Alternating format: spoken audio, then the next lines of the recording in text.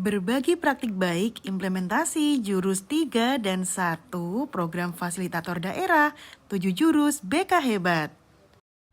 Kegiatan dimulai dengan pembukaan oleh MC yakni Pak Kabul. Bismillahirrahmanirrahim. Assalamualaikum warahmatullahi wabarakatuh. Waalaikumsalam.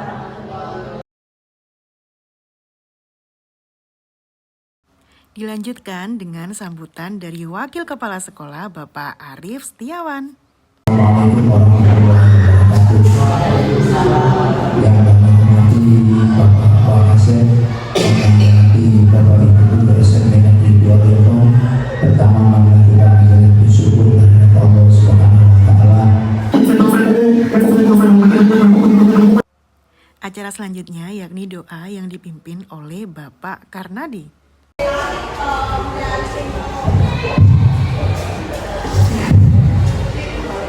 Assalamualaikum warahmatullahi wabarakatuh. Memperkenalkan program pelatihan calon fasilitator daerah Jawa Timur kaitannya dengan 7 jurus BK Hebat yang dilaksanakan oleh BBGP Jawa Timur pada bulan September hingga Oktober di Santika Premier Hotel, dan apa saja tugas dari calon fasilitator daerah yang akan dilantik. Assalamualaikum warahmatullahi wabarakatuh. Sebelumnya saya mengucapkan terima kasih kepada Bapak Ibu yang berkenan meluangkan waktu dan hadir bersama di aula baru SMP Negeri 2 Lengkong. Pemaparan latar belakang 7 jurus BK Hebat dan implementasinya untuk guru mata pelajaran, guru non-BK, dan juga tugas-tugas yang mendukung yang bisa dilaksanakan oleh guru wali sesuai dengan Permendikdasmen nomor 11 tahun 2025. Akan membantu Bapak Ibu non-BK untuk lebih, satu yang pertamanya, untuk lebih bahagia ketika memberikan pembelajaran, dan yang kedua bisa membantu peserta didik untuk berkembang lebih baik. Pun ini dilanjutkan dengan program yang paling baru menurut Permendikdasmen 111 tahun 2025 kaitannya dengan guru wali. Nah, kemarin setelah kami mendapatkan materi-materi, guru wali ini tugasnya juga ada yang beririsan dengan BK. Nah, itu termasuk di salah satu 7 jurus BK Hebat ini, Bapak Ibu. Nah, latar belakang kenapa ada yang namanya 7 jurus BK Hebat, Bapak Ibu? Nah, di era sekarang nih, anak-anak lebih cenderung tertarik terhadap teknologi, lalu kurang komunikasi dan kurang interaksi, yang pada akhirnya meningkat kasus kaitannya dengan kesehatan mental.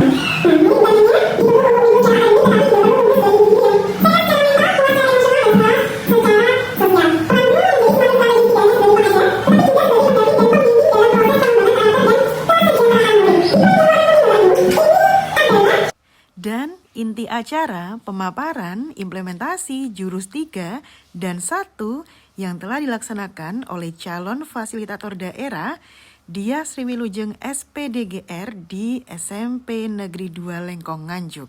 Baik, jadi saya akan memaparkan apa yang sudah saya praktekkan kemarin di anak-anak seperti itu.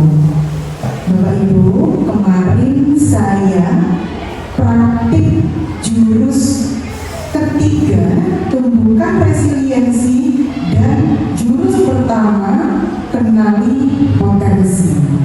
Sebelumnya, mengapa saya mengambil jurus tersebut, Bapak Ibu? Ini berdasarkan hasil analisa kebutuhan. Bapak Ibu, di BK kami, saya dan Bu Rizky, setiap ajaran baru kami melakukan kegiatan yang namanya asesmen untuk mengetahui kebutuhan peserta didik kaitannya dengan pribadi, belajar, sosial, dan karir. Lalu ini yang saya temukan di kelas 9.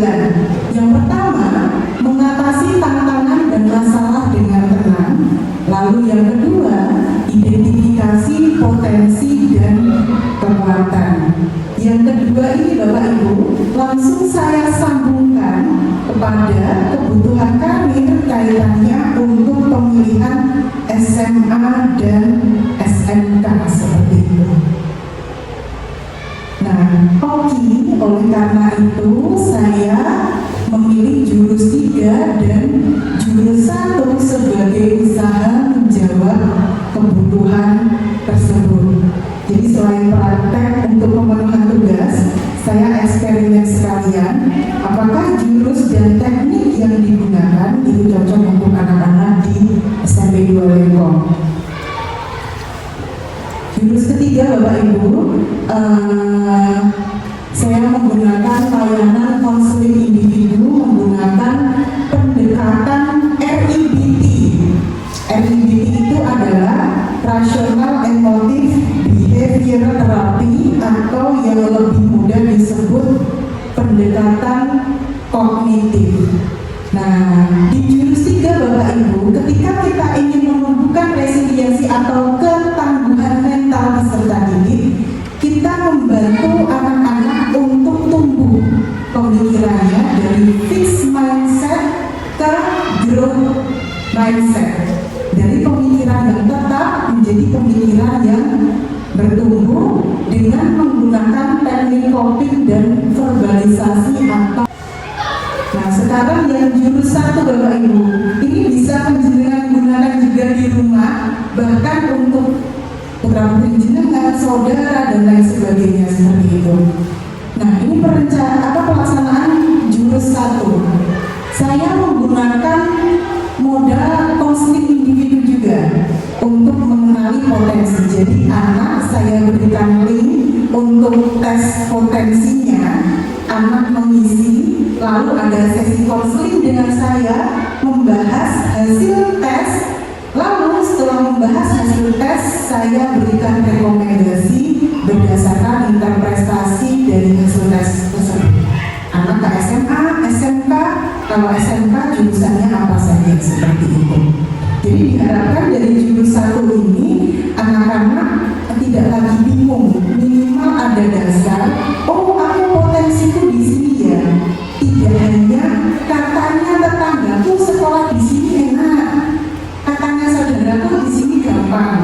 Tidak seperti itu. Jadi selain untuk mengetahui potensi, kita juga berusaha untuk menggeser paradigma dan mindset anak-anak kaitannya dengan esensi sekolah seperti itu. Oleh kita sebagai guru wali, berdasarkan 7 jurus tersebut,